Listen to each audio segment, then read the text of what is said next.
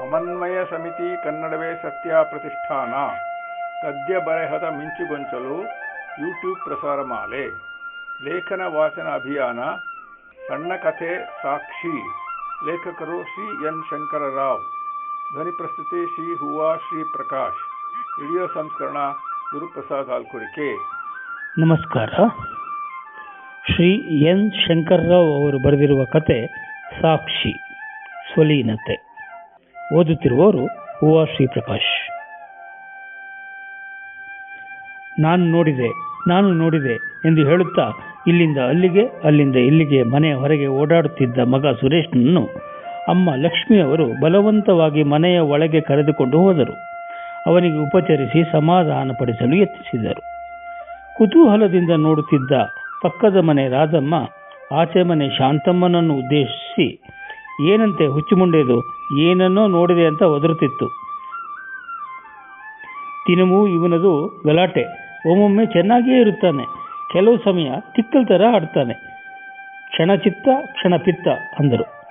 ಅದಕ್ಕೆ ಶಾಂತಮ್ಮ, ಏನು ಕರ್ಮನೋ ಏನೋ, ಅದೇನೋ ಹೇಳ್ತಾರಲ್ಲ, ಹುಚ್ಚೆಲ್ಲ ಬೆಪ್ಪಲ್ಲ ಶಿವಲೀಲೆ ಅಂತ. ಪಾಪ ಅವರ ಅಮ್ಮನಿಗೆ ಇವನನ್ನು ನೋಡಿಕೊಳ್ಳೋದೇ ಕಷ್ಟದ ಕೆಲಸ. ಗಂಡ ಬೇರೆ ಎಲ್ಲಿದ್ದಾನೋ, ಕರ್ಮ ಕರ್ಮ ಎಂದು ಹೇಳಿದರು.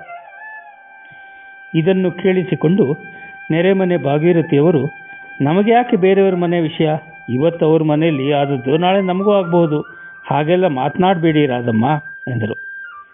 ನಾನು ಅವನನ್ನು ಚೆನ್ನಾಗಿ ಬಲ್ಲೆ. ಪಾಪ ಅವನಿಗೆ ಮಾತನಾಡಲು ತೊಂದರೆ ಇದೆ. ಸುಮ್ಮನೆ ಅಳುವುದು ನಗುವುದು, ಹೀಗೆ ಕೋಪ ಹಠ ವಿನಾಕಾರಣ ಕಿಚ್ಚುವುದು ಎಲ್ಲ ಮಾಡ್ತಾನೆ ಎಂದು ಭಾಗೀರಥಿ ಹೇಳಿದರು. ಶಾಂತಮ್ಮ ಮಾತನಾಡಿ, ಅಲ್ಲ ರೀ ಭಾಗೀರಥಿ ಅವರೇ, ಅವನಿಗೆ ಈ ಕಾಯಿಲೆ ಸರಿ ಹೋಗೋದಿಲ್ಲ ಅಂತ ನಮ್ಮ ಯಜಮಾನರು ಹೇಳ್ತಾರೆ, ಹೌದಾ ಅಂದರು. ಅವನಿಗೆ ಆಟಿಸಮ್ ಅಂತ ಕಾಯಿಲೆ ಇರುವುದು. ಅವನು ತನ್ನ ಕಾರ್ಯಗಳನ್ನು ತಾನೇ ನಿಭಾಯಿಸಲು ಅಸಮರ್ಥ. ಪಾಪ ಲಕ್ಷ್ಮಿ ಅವರು ಎಷ್ಟು ದೇವರ ಮೊರೆ ಹೋಗಿದ್ದಾರೆ. ಸರಿಯಾದ ಚಿಕಿತ್ಸೆಯಿಂದ ಅವರ ಮಗ ತನ್ನ ಸಾಮರ್ಥ್ಯ ಮತ್ತು ಕೌಶಲ್ಯಗಳನ್ನು ಬಳಸಿಕೊಳ್ಳುವ ಅವಕಾಶವಿದೆ ಎಂದು ಡಾಕ್ಟರ್ ಹೇಳಿದ್ದಾರಂತೆ. ಭಾಗೀರಥಿ ಅವರು ಮಾತು ಮುಂದುವರೆಸಿ, ನೋಡಿ, ಅವನಿಗೆ ನರಮಂಡಲದ ಬೆಳವಣಿಗೆಯಲ್ಲಿನ ನ್ಯೂನತೆ, ನಡವಳಿಕೆ ಹಾಗೂ ಸಂವಹನ ಕೊರತೆ ಇದೆ. ಅದನ್ನೇ ಆಟಿಸಮ್ ಎಂದು ಗುರುತಿಸಲಾಗಿದೆ. ಇದು 1000ರಲ್ಲಿ 1-2 ಮಕ್ಕಳಲ್ಲಿ ಈ ರೀತಿ ಸಮಸ್ಯೆ ಕಾಣುತ್ತದಂತೆ. ಹೆಣ್ಣು ಮಕ್ಕಳಿಗಿಂತ ಗಂಡು ಮಕ್ಕಳಲ್ಲಿ ಈ ಸಮಸ್ಯೆ ಹೆಚ್ಚಾಗಿ ಕಂಡುಬರುತ್ತದೆ ಎಂದು ಡಾಕ್ಟರ್ ಹೇಳಿದ್ದಾರಂತೆ ಅಂದರು. ನೋಡಿ, ಇಂತಹ ಮಕ್ಕಳಿಗೆ ವಿಶೇಷ ಪ್ರೀತಿ ವಾತ್ಸಲ್ಯ ಮತ್ತು ಕಾಳಜಿ ಬೇಕು. ಅಕ್ಕರೆಯಿಂದ ಪಾಲನೆ ಮಾಡಬೇಕು. ಇದೇ ಸಮಯೋಚಿತ ಚಿಕಿತ್ಸೆ ಎಂದರು ಭಾಗೀರಥಿ. ಅಯ್ಯೋ ಪಾಪ, ಅವನಿಗೆ ಹುಷಾರಾದರೆ ಸಾಕುರಿ ಎಂದು ಶಾಂತಮ್ಮ ಮನೆ ಒಳಗೆ ಹೊರಟರು. ಸ್ವಲ್ಪ ಸಮಯದ ನಂತರ ಬಾಗಿಲಲ್ಲಿ ಶಬ್ದವಾಯಿತು. ಬಾಗಿಲು ತೆಗೆದು ನೋಡಿ ಲಕ್ಷ್ಮಿ ಅವರು ಹೆದರಿ, ಯಾರು, ಏನು ಬೇಕಿತ್ತು ಎಂದರು. ಗಾಬರಿಯಾಗಬೇಡಿ ತಾಯಿ, ನಾನು ಈ ಬಡಾವಣೆಯ ಪೊಲೀಸ್ ಸಬ್ ಇನ್ಸ್ಪೆಕ್ಟರ್ ರಾಜು. ಬನ್ನಿ ಒಳಗೆ, ಏನು ಸಮಾಚಾರ? ಏನಿಲ್ಲಮ್ಮ, ನಿಮ್ಮ ಯಜಮಾನ್ರಿಲ್ವೇ?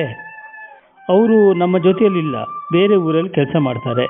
ನಾನು ನನ್ನ ಮಗ ಇಬ್ಬರೇ ಇರೋದು. ಸರಿ, ನಿಮ್ಮ ಮಗನನ್ನು ವಿಚಾರಣೆ ಮಾಡಬೇಕು. ನಿನ್ನೆ ನಿಮ್ಮ ಎದುರು ಮನೆ ಕಟ್ಟಡದಲ್ಲಿ ಅದೇ ಕಾಮಗಾರಿ ನಡೀತಾ ಇದೆಯಲ್ಲ, ಅಲ್ಲಿ ಒಂದು ಹುಡುಗಿ ಮೇಲೆ ಸಾಯಂಕಾಲ ಅತ್ಯಾಚಾರ ನಡೆದಿದೆ. ಆ ಹುಡುಗಿಗೆ ಪ್ರಜ್ಞೆ ಇಲ್ಲದ ಸ್ಥಿತಿಯಲ್ಲಿ ಯಾರೋ ಆಸ್ಪತ್ರೆಗೆ ಸೇರಿಸಿದರು. ನಮ್ಮ ಕಾನ್ಸ್ಟೇಬಲ್ ರಾಮು ಬೆಳಿಗ್ಗೆ ಮಾಹಿತಿ ಸಂಗ್ರಹಿಸಲು ಇಲ್ಲಿಗೆ ಬಂದಾಗ ನಿಮ್ಮ ಮಗ ನಾನು ನೋಡಿದೆ ಅಂಕಲ್ ಅಂತ ಅಸ್ಪಷ್ಟವಾಗಿ ಏನೋ ಹೇಳಲು ಪ್ರಯತ್ನಿಸಿ ನಂತರ ಏನೂ ಗೊತ್ತಿಲ್ಲ ಅಂತ ಓಡಿ ಹೋದನಂತೆ.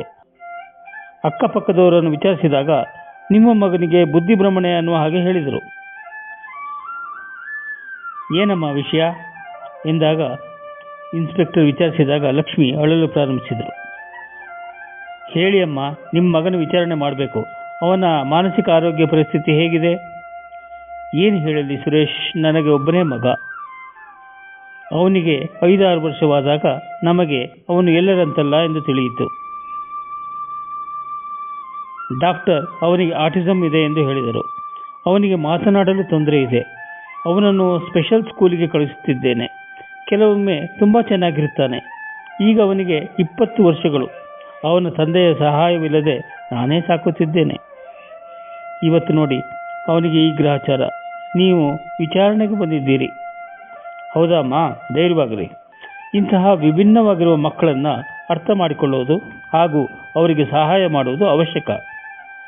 ಇನ್ನು ಅಂಥ ಮಕ್ಕಳ ಪೋಷಕರಿಗೆ ಆತ್ಮಸ್ಥೈರ್ಯ ನೀಡುವ ಅಗತ್ಯ ಕೂಡ ಇದೆ ಎಂದು ಸಬ್ ಇನ್ಸ್ಪೆಕ್ಟರ್ ಹೇಳಿ, ನಾನು ಆಮೇಲೆ ಮತ್ತೊಮ್ಮೆ ಬರುತ್ತೇನೆ, ನಿಮಗೆ ಹೆಚ್ಚಿಗೆ ತೊಂದರೆ ಕೊಡೋದಿಲ್ಲ ಎಂದು ಹೊರಟರು. ಇತ್ತ ಆಸ್ಪತ್ರೆಗೆ ಇನ್ಸ್ಪೆಕ್ಟರ್ ರಮೇಶ್ ಬಂದು, ಡಾಕ್ಟರ್, ಆ ಸಂತ್ರಸ್ತೆ ಹುಡುಗಿ ಹೇಗಿದ್ದಾಳೆ, ಅವಳನ್ನು ವಿಚಾರಣೆ ಮಾಡಬಹುದೇ? ಅವಳ ಹೇಳಿಕೆ ಪಡೆದುಕೊಳ್ಬೇಕು. ನೋಡಿ, ಆ ಹುಡುಗಿಗೆ ಇನ್ನೂ ಅರೆಪ್ರಜ್ಞೆ, ತುಂಬ ಗಾಯಗಳಾಗಿವೆ, ನೋವು ಅನುಭವಿಸುತ್ತಿದ್ದಾಳೆ. ಸ್ತ್ರೀ ರೋಗ ತಜ್ಞರು ಬಂದು ತಪಾಸಣೆ ಮಾಡಿದ್ದಾರೆ, ರಕ್ತ ತಪಾಸಣೆಗೆ ಕೊಟ್ಟಿದೆ, ಪ್ರೊಸೀಜರ್ ಶುರುವಾಗುತ್ತದೆ. ಅವಳ ಅಂಗಾಂಗ ಪರೀಕ್ಷೆ ಮಾಡಿ ಎಷ್ಟು ತೊಂದರೆ ಆಗಿದೆ ಎಂದು ನೋಡುತ್ತಾರೆ. ಇವೆಲ್ಲವೂ ಇಂದು ಮುಗಿಯುತ್ತದೆ. ನೀವು ಅವಳ ಹೇಳಿಕೆ ನಾಳೆ ತೆಗೆದುಕೊಳ್ಳಬಹುದಲ್ಲವೇ ಎಂದರು. ಇನ್ಸ್ಪೆಕ್ಟರ್ ರಮೇಶ್ ಸೂರಜ್ ಸೇಠ್ ಮನೆಗೆ ಬಂದರು. ಅವರನ್ನು ಅರವಿಂದ ಒಳಗೆ ಬರಮಾಡಿದ. ನೀವು ಅರವಿಂದ್ ಅಲ್ಲವೇ, ಸೇಠ್ ಅವರ ಮಗ ಎಂದು ಕೇಳಿ, ನೋಡಿ, ಒಂದು ಅತ್ಯಾಚಾರ ಪ್ರಕರಣದಲ್ಲಿ ನಿಮ್ಮ ಮೇಲೆ ಕಂಪ್ಲೇಂಟ್ ಬಂದಿದೆ, ಯು ಆರ್ ಅಂಡರ್ ಅರೆಸ್ಟ್ ಎಂದರು. ಪೊಲೀಸರು ಮಗನನ್ನು ಠಾಣೆಗೆ ಕರೆದುಕೊಂಡು ಹೋಗಲು ಬಂದದ್ದನ್ನು ಸೂರಜ್ ಸೇಠ್ ನೋಡಿ, ಯಾಕ್ರಿ ಇನ್ಸ್ಪೆಕ್ಟರ್, ನನ್ನ ಮಗ ಏನು ಮಾಡಿದ? ನೋಡಿ ಸೇಠ್, ನಿನ್ನೆ ಕಮಲಾ ಅಂತ ಒಂದು ಹುಡುಗಿಯ ಅತ್ಯಾಚಾರವಾಗಿದೆ. ಅವಳ ತಂದೆ ಸ್ಕೂಲ್ ಟೀಚರ್ ರಂಗಣ್ಣನವರು. ನಿಮ್ಮ ಮಗನ ಮೇಲೆ ಕಂಪ್ಲೇಂಟ್ ಕೊಟ್ಟಿದ್ದಾರೆ, ಅವನೇ ಮಾಡಿದ್ದಾನೆ ಎಂದು. ಅಲ್ಲ ರೀ, ನನ್ನ ಮಗನಿಗೂ ಆ ಹುಡುಗಿಗೂ ಏನು ಸಂಬಂಧ? ಏನೋ ತಪ್ಪಾಗಿದೆ. ನಾವೆಲ್ಲಿ ಆ ಸ್ಕೂಲ್ ಟೀಚರ್ ಮಗಳಲ್ಲಿ? ನಮ್ಮ ಆಸ್ತಿ ಅಂತಸ್ತಿನ ಪರಿಜ್ಞಾನ ನಿಮಗಿದೆಯಾ? ನಿಮ್ಮ ಗೃಹ ಸಚಿವರಿಗೆ ಫೋನ್ ಮಾಡಲಾ? ನನ್ನ ಇನ್ಫ್ಲೂಯೆನ್ಸ್ ನಿಮಗೆ ಗೊತ್ತಿಲ್ವಾ ಎಂದು ರೇಗಾಡಿದರು. ಜೊತೆಗೆ ನನ್ನ ಮಗ MBA ಓದಿ ಈಗ ತಾನೇ ಹೊಸ ಇಂಡಸ್ಟ್ರಿ ಶುರು ಮಾಡಿದ್ದಾನೆ. ಗಾದೆ ಹೇಳ್ತಾರಲ್ಲ, ಕಹಾ ರಾಜ ಬೋಜ್ ಕಹಾ ಗಂಗು ತೇಲಿ ಎಂದು. ಕಂಪ್ಲೇಂಟ್ ಕೊಡೋಕ್ಕೂ ಮುಂಚೆ ಅವರು ಇದರ ಬಗ್ಗೆ ಯೋಚನೆ ಮಾಡಬೇಕಲ್ವೇ? ಆಗ ಇನ್ಸ್ಪೆಕ್ಟರ್, ನೋಡಿ ಸೇಠ್, ಇದು ಚಿಕ್ಕ ಪುಟ್ಟ ಕೇಸಲ್ಲ, ಅತ್ಯಾಚಾರ ಪ್ರಕರಣದ ತನಿಖೆ. ನಮ್ಮ ಮಾನ್ಯ ಗೃಹ ಸಚಿವರಿಗೆ ತಿಳಿಸೇ ನಿಮ್ಮ ಮನೆಗೆ ಬಂದಿದ್ದೇವೆ. ನಿಮ್ಮ ಬಗ್ಗೆ ನಮಗೂ ಗೌರವ ಇದೆ. ಹುಡುಗಿಯ ಮನೆಯವರು ನಿಮ್ಮ ಮಗ ಅವಳನ್ನು ಪ್ರೀತಿಸಲು ಮದುವೆಯಾಗಲು ಬಲವಂತ ಮಾಡ್ತಿದ್ದ, ಯಾವಾಗಲೂ ಅವಳನ್ನು ಹಿಂಬಾಲಿಸ್ತಿದ್ದ, ಅವಳ ಆಫೀಸ್ ಹತ್ರ ಹೋಗ್ತಿದ್ದ, ಅವನು ಮಾಡಿರೋದು ಎಂದು ಹೇಳ್ತಿದ್ದಾರೆ. ಠಾಣೆಯಲ್ಲಿ ವಿಚಾರಣೆ ಮಾಡಬೇಕು, ದಯವಿಟ್ಟು ಸಹಕರಿಸಿ.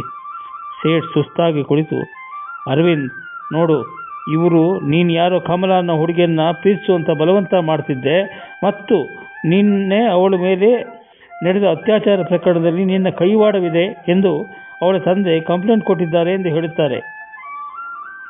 ನಿನ್ನನ್ನು ಠಾಣೆಗೆ ಕರೆದೊಯ್ಯಲು ಬಂದಿದ್ದಾರೆ. ನಿಜ ಏನು ಅಂತ ಅವರಿಗೆ ಹೇಳು ಬೇಟಾ ಎಂದರು. ಭಯಪಡಬೇಡ, ನಾನು ಈಗಲೇ ನಮ್ಮ ಲಾಯರಿಗೆ ಬರ ಹೇಳುತ್ತೇನೆ ಎಂದು ಮಗನ ತಲೆ ಸವರಿದರು. ಪೊಲೀಸ್ ಅರವಿಂದನನ್ನು ಠಾಣೆಗೆ ಕರೆದುಕೊಂಡು ಹೋದರು. ಮಧ್ಯಾಹ್ನ ಸಬ್ ಇನ್ಸ್ಪೆಕ್ಟರ್ ರಾಜು ಮತ್ತೆ ಸ್ಥಳ ಪರಿಶೀಲನೆ ನಡೆಸಿ ಸುರೇಶ್ ಮನೆಗೆ ಬಂದರು. ನೋಡಿಯಮ್ಮ, ನಾವು ಆಗಲೇ ಒಬ್ಬ ಶ್ರೀಮಂತನ ಮಗನನ್ನು ಅರೆಸ್ಟ್ ಮಾಡಿದ್ದೇವೆ. ನಿಮ್ಮ ಮಗನ ಹೇಳಿಕೆ ತೆಗೆದುಕೊಂಡು ಹೋಗಲು ಬಂದಿದ್ದೇವೆ. ಇಂತಹ ಮಕ್ಕಳನ್ನು ನಾವು ಕೋರ್ಟ್ ಅಥವಾ ಪೊಲೀಸ್ ಠಾಣೆಗೆ ಕರೆದೊಯ್ದು ವಿಚಾರಣೆ ಮಾಡುವುದು ಅಮಾನವೀಯ. ಆದ್ದರಿಂದ ನಾನು ಇಲ್ಲೇ ಅವನ ಹೇಳಿಕೆಯನ್ನು ವಿಡಿಯೋ ಮಾಡುತ್ತೇನೆ ಎಂದರು. ಬಾ ಮಗು ಸುರೇಶ ಎಂದಾಗ, ಕಮಾನ್ ಇನ್ಸ್ಪೆಕ್ಟರ್, ನಾನು ಮಗುವಲ್ಲ, ಹುಡುಗ, ಅಡ್ರೆಸ್ ಮೀ ಪ್ರಾಪರ್ಲಿ ಎಂದನು ಸುರೇಶ. ಇನ್ಸ್ಪೆಕ್ಟರ್ ತಬ್ಬಿಬ್ಬಾಗಿ ಅವರ ತಾಯಿಯ ಮುಖ ನೋಡಿದರು. ತಾಯಿ ನಗುತ್ತಾ, ಅವನನ್ನು ನಾರ್ಮಲ್ ಆಗಿ ವಿಚಾರಿಸಿ, ಕೆಲವೊಮ್ಮೆ ಹೇಗೆ ಬಿಹೇವ್ ಮಾಡುತ್ತಾನೆ ಎಂದು ಹೇಳುವುದು ಕಷ್ಟ ಎಂದರು. ಇವನು ಬೇರೆಯವರ ಭಾವನೆಗಳನ್ನು ಕೆಲವೊಮ್ಮೆ ಅರ್ಥ ಮಾಡಿಕೊಳ್ಳುವುದಿಲ್ಲ. ಕಣ್ಣಿಗೆ ಕಣ್ಣಿಟ್ಟು ನೋಡಲು ಹಿಂಜರಿಯುತ್ತಾನೆ. ಮಾತನಾಡಲು ತೊಂದರೆ, ಶಬ್ದಗಳನ್ನು ಮತ್ತೆ ಹೇಳಲು, ಯಾವುದಾದ್ರೂ ಸಾಲುಗಳನ್ನು ನೆನಪಿಟ್ಟು ಹೇಳಲು ತೊಂದರೆ ಪಡುತ್ತಾನೆ. ಭಾವನೆಗಳನ್ನು ವ್ಯಕ್ತಪಡಿಸುವುದಿಲ್ಲ. ಗದರುವುದು ಮಾಡಬೇಡಿ ಎಂದು ಅವರ ಅಮ್ಮ ಹೇಳಿದರು. ಇಂಥವನು ಅತ್ಯಾಚಾರ ನೋಡಿದ ಎನ್ನುವುದು ಹಾಸ್ಯಾಸ್ಪದವಾಗುತ್ತದೆ ಅಲ್ಲವೇ? ಸುರೇಶ್, ನೀನು ನಿನ್ನೆ ನಮ್ಮ ಕಾನ್ಸ್ಟೇಬಲ್ಗೆ ಎದುರು ಮನೆ ಕಟ್ಟಡದಲ್ಲಿ ಏನೋ ನಡೆಯಿತು ನೋಡಿದೆ ಅಂದೆಯಲ್ಲ, ಏನು ಎಂದು ಕೇಳಿದರು. ಓ ಅದಾ, ನಾನು ನಿನ್ನೆ ನಮ್ಮ ಮನೆ ಬಾಲ್ಕನಿಯಲ್ಲಿ ಕೂತಿದ್ದೆ. ಆಗ ಒಂದು ಆಂಟಿ, ಅಲ್ಲ ಹುಡುಗಿ, ಸ್ಕೂಟರ್ ಮೇಲೆ ಬಂದು ನಿಲ್ಲಿಸಿದರು. ಡರ್ ಡರ್ ಅಂತ ಇತ್ತು, ಆದರೆ ಮುಂದೆ ಹೋಗಲಿಲ್ಲ. ಓ ಹೌದಾ? ಆಮೇಲೆ? ಆ ಕಟ್ಟಡದಲ್ಲಿ ಸಿದ್ಧಾರಂಗ ಅಂತ ಬ್ಯಾಡ್ ಪೀಪಲ್ ಇದ್ದಾರೆ. ಬ್ಯಾಡ್ ಏಕೆ ಅವರು? ಅವರು ನನ್ನನ್ನು ಯಾವಾಗಲೂ ಲೇ ಲೂಸು ಅಂತಾರೆ, ಅದಕ್ಕೆ. ಸರಿ, ಮುಂದೆ ಹೇಳು. ಸಾರಿ ಹೇಳಿ. ಅವರಿಬ್ಬರು ಆಚೆ ಬಂದು ಸ್ಕೂಟರ್ ರಿಪೇರಿ ಮಾಡಲು ಶುರು ಮಾಡಿದರು. ಆಮೇಲೆ ಆ ಹುಡುಗಿಯನ್ನು ಎಳೆದುಕೊಂಡು ಒಳಗೆ ಹೋದರು. ಅವಳು ಬೇಡ ಬೇಡ ಅನ್ನುತ್ತಿದ್ದಳು. ಆಮೇಲೆ ನನಗೆ ಗೊತ್ತಿಲ್ಲ, ಅಲ್ಲಿ ಏನೂ ಕಾಣಿಸ್ಲಿಲ್ಲ. ನಾನು ಕಂಪ್ಯೂಟರ್ ಗೇಮ್ಸ್ ಆಡಬೇಕು, ಹೋಗ್ಲಾ ಎಂದಳು. ಸುರೇಶ್ ಒಳಗೆ ಹೋದಾಗ ಇನ್ಸ್ಪೆಕ್ಟರ್, ನಿಮ್ಮ ಮಗ ಕೊಂಚ ದೂರದಿಂದ ನೋಡಿದ ದೃಶ್ಯ ಚೆನ್ನಾಗಿ ಹೇಳಿದ ಅಂದರು. ಸ್ವಲ್ಪ ತಾಳ್ಮೆಯಿಂದ ಕಾಯೋಣ, ಮತ್ತೆ ಬಂದು ಏನಾದರೂ ಹೇಳಬಹುದು ಎಂದರು. ಅವನ ತಾಯಿ, ಕಾಫಿ ತರುತ್ತೇನೆ, ಕುಳಿತಿರಿ ಎಂದರು. ಅರ್ಧ ಗಂಟೆಯ ನಂತರ ಸುರೇಶ ರೂಮಿನಿಂದ ಬಂದು, ಯಾರು ನೀವು ಎಂದನು. ನಾನು ಇನ್ಸ್ಪೆಕ್ಟರ್, ನೀನು ಕತೆ ಯಾವಾಗಲೇ ಹೇಳ್ತಿದ್ದೆಯಲ್ಲ. ರೀ, ಅದು ಕತೆ ಅಲ್ಲ ರೀ, ನಾನು ನೋಡಿದ್ದು. ನೀವು ಕಳ್ಳ ಪೊಲೀಸ್ ಅಲ್ವಾ? ಅಲ್ಲಪ್ಪ, ನಾನು ಬರೀ ಪೊಲೀಸ್ ಅಷ್ಟೇ ಅಂದು ನಕ್ಕರು. ಸರಿ, ನೀವು ಪೊಲೀಸ್ ಆದರೆ ನಮ್ಮ ಅಪ್ಪನನ್ನು ಹುಡುಕಿ ಕರೆದುಕೊಂಡು ಬನ್ನಿ. ಅಮ್ಮ ಒಬ್ಬಳೇ, ಎಷ್ಟು ಕಷ್ಟ ನಮಗೆ. ಅವನ ತಾಯಿ ಮಗನ ಮಾತಿಗೆ ಕಣ್ಣೀರು ಸುರಿಸಿದರು. ಸರಿ ರೀ ಇನ್ಸ್ಪೆಕ್ಟರ್, ನಿಮ್ಮ ಹತ್ತಿರ ಆಡಿ ಕಾರ್ ಇದೆಯಾ? ಇಲ್ಲ. ಏಕೆ ಸುರೇಶ್ ಅಂದರು. ನಿನ್ನೆ ಸ್ವಲ್ಪ ಸಮಯದ ನಂತರ ಒಬ್ಬ ಸ್ಮಾರ್ಟ್ ಹುಡುಗ ಆಡಿ ಕಾರ್ನಲ್ಲಿ ಬಂದು ಆ ಹುಡುಗಿಯನ್ನು ಕಾರ್ನಲ್ಲಿ ಕರೆದುಕೊಂಡು ಹೋದ. ಓ ಗ್ರೇಟ್ ಸುರೇಶ್, ನೀನು ಹೇಳಿದ ಮಾತುಗಳಿಂದ ಆ ಶ್ರೀಮಂತನ ಮಗನ ಮೇಲೆ ವಿನಾಕಾರಣ ಬಂದ ದೋಷ ನಿವಾರಣೆ ಆಯಿತು ಎಂದು ಅವರ ತಾಯಿಗೆ ವಂದನೆ ಹೇಳಿ ಇನ್ಸ್ಪೆಕ್ಟರ್ ಹೊರಟರು. ಸಾರಿ ಅರವಿಂದ್, ನೀವು ಕೊಟ್ಟ ಹೇಳಿಕೆ ನಿಜ.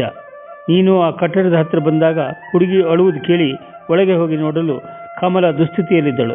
ತಕ್ಷಣ ನಿನ್ನ ಬ್ಲೇಜರ್ ಹೊದ್ದಿಸಿ ಆಸ್ಪತ್ರೆಗೆ ದಾಖಲಿಸಿದೆ ಎಂದು ನಿಮ್ಮ ಹೇಳಿಕೆ ಸತ್ಯವೆಂದು ನಮಗೆ ಮನವರಿಕೆಯಾಗಿದೆ. ಆದರೆ ನೀವು ಒಂದು ಪೊಲೀಸ್ ಕಂಪ್ಲೇಂಟ್ ಕೊಡಬೇಕಾಗಿತ್ತು ಅಲ್ವೇ? ನಾವು ಈಗ ತಾನೇ ಆ ಹುಡುಗಿಯ ಹೇಳಿಕೆ ಸಹ ತೆಗೆದುಕೊಂಡು ಆ ಕಟ್ಟಡ ಕಟ್ಟುವ ಇಬ್ಬರು ಕೂಲಿ ಕಾರ್ಮಿಕರನ್ನು ವಶಕ್ಕೆ ತೆಗೆದುಕೊಂಡು ಬಂದಿದ್ದೇವೆ. ಎಲ್ಲವುದಕ್ಕೂ ಪ್ರಮುಖ ಸಾಕ್ಷಿಯಾಗಿ ನಿಂತು ನಿಮ್ಮನ್ನು ಉಳಿಸಿದ್ದು ಆಟಿಸಮ್ ಕಾಯಿಲೆಯಿಂದ ಬಳಲುತ್ತಿರುವ ಆ ಹುಡುಗ ಸುರೇಶನ ಪ್ರತ್ಯಕ್ಷ ಸಾಕ್ಷಿ. ಕಮಲಳ ತಂದೆ ತಮ್ಮ ತಪ್ಪಿನ ಅರಿವಾಗಿ ಕಂಪ್ಲೇಂಟ್ ವಾಪಸ್ ತೆಗೆದುಕೊಂಡು ಸೇಟ್ನ ಕ್ಷಮಾಪಣೆ ಕೇಳಿದರು. 1 ವಾರದ ನಂತರ ಅರವಿಂದನ ಮೇಲಿನ ಕೇಸ್ ಕ್ಲೋಸ್ ಆಯಿತು. ಕಮಲ ಆಸ್ಪತ್ರೆಯಿಂದ ಮನೆಗೆ ಬಂದಳು.